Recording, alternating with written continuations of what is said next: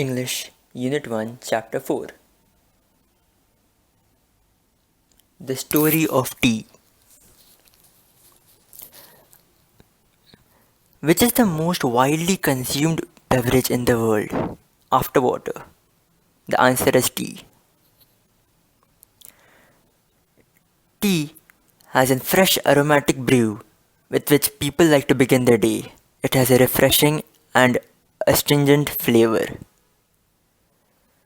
It is actually made by brewing, that is, by infusing in boiling water the leaves and shoots of a plant whose botanical name is Camellia sinensis. The leaves are at first dried, cured, and processed before they are packed and sold to us.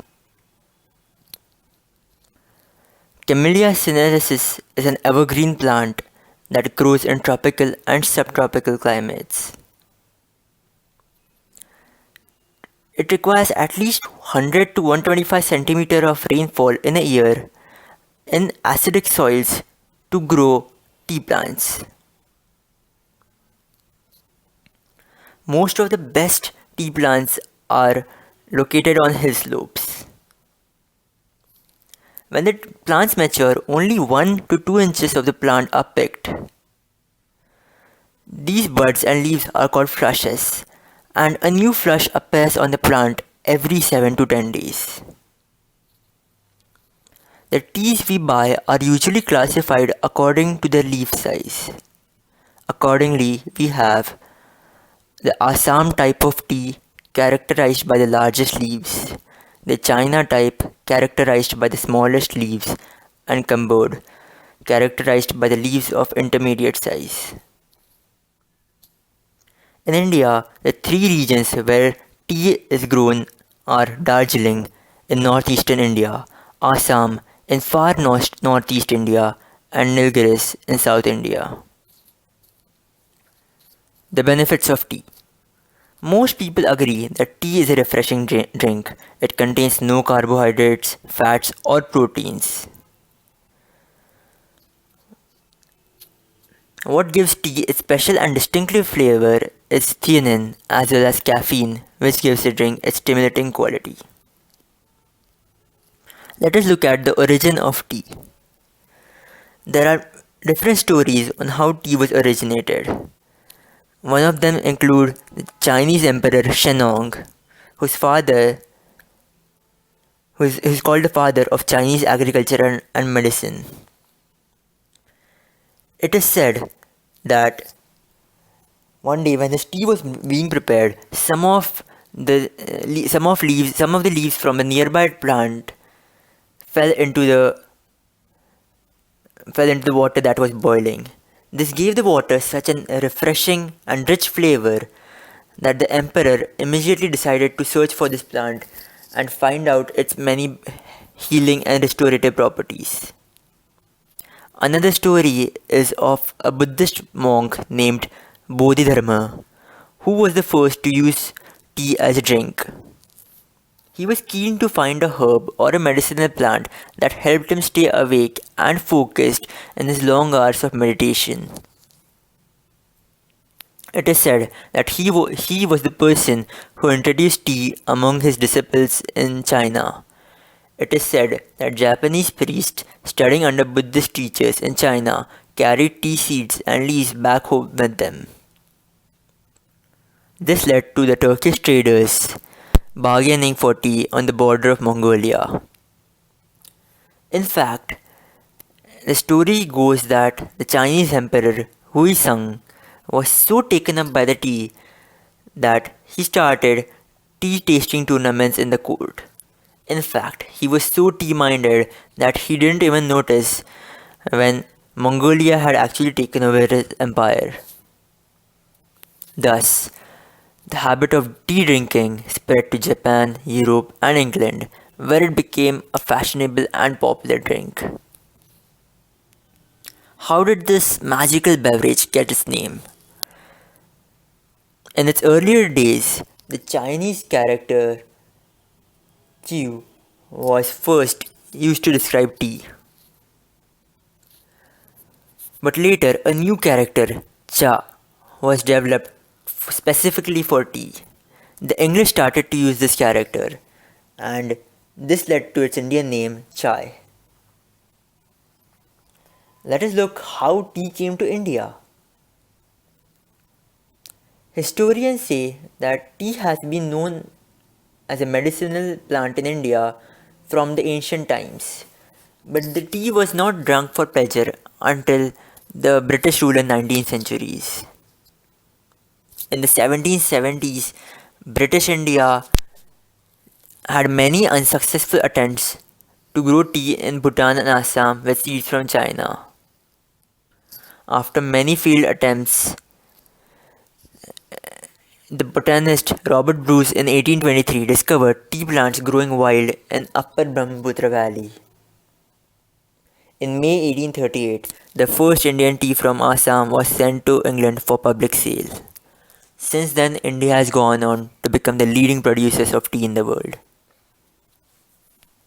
Going back to the benefits of tea, many tea lovers have claimed that tea actually helps to reduce the risk of cancer, control blood pressure, fight viruses in our body, and help us live longer.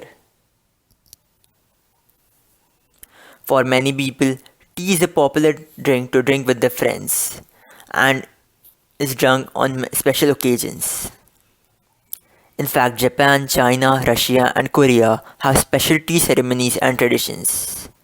These ceremonies give people time to relax and enjoy the taste and smell of tea.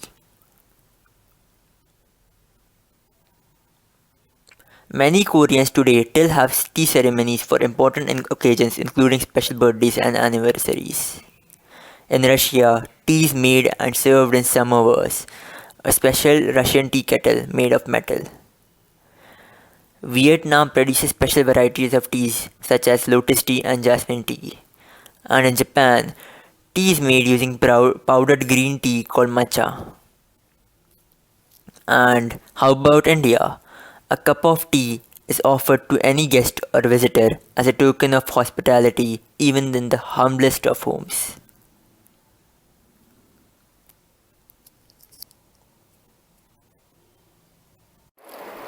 This is a continuation of Unit 1, Chapter 4, the story of tea. So we looked at all the different synonym. We looked at all the different parts of the story. Now we'll be looking at the exercises afterwards. One of the first exercises is list all the names of geographical places mentioned in the passage. So we'll be looking at all the geographical places mentioned in the passage now. The first place I can see comes in the second paragraph.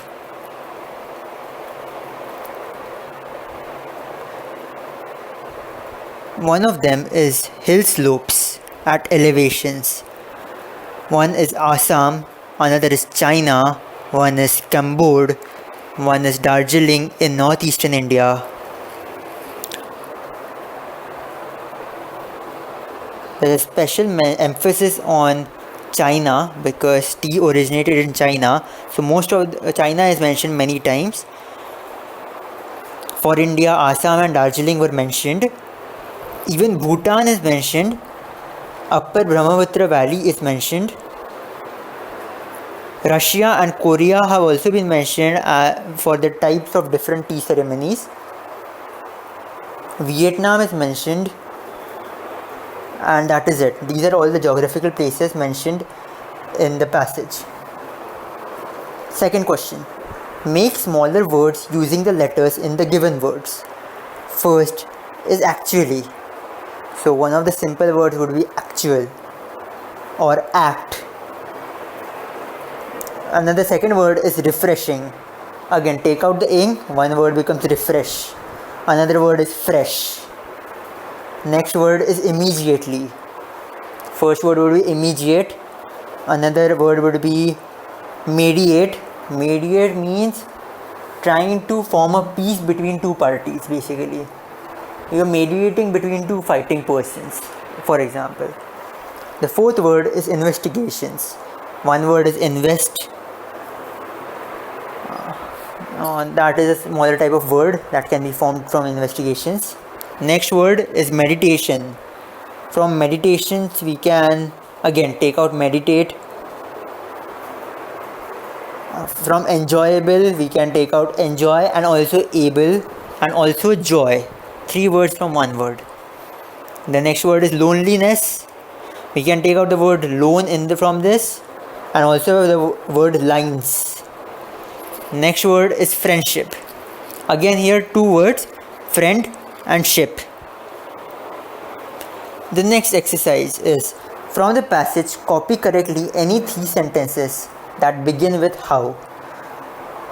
So we'll be looking for the first passage again. Okay, the first paragraph does not have a how sentence. The second paragraph, we'll be looking at second paragraph now. The second paragraph also does not have a how sentence. Let us look at the third paragraph. The third paragraph follows suit.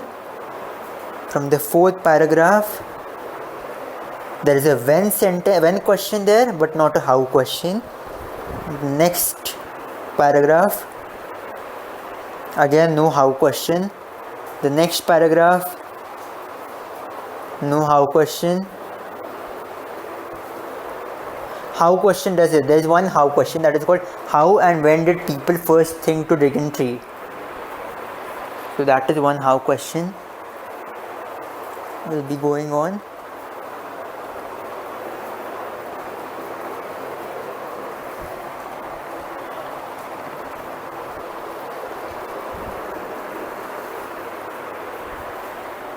Again one more how question will be, how did this magical beverage get its name? Another how question will be, how did tea first come to India?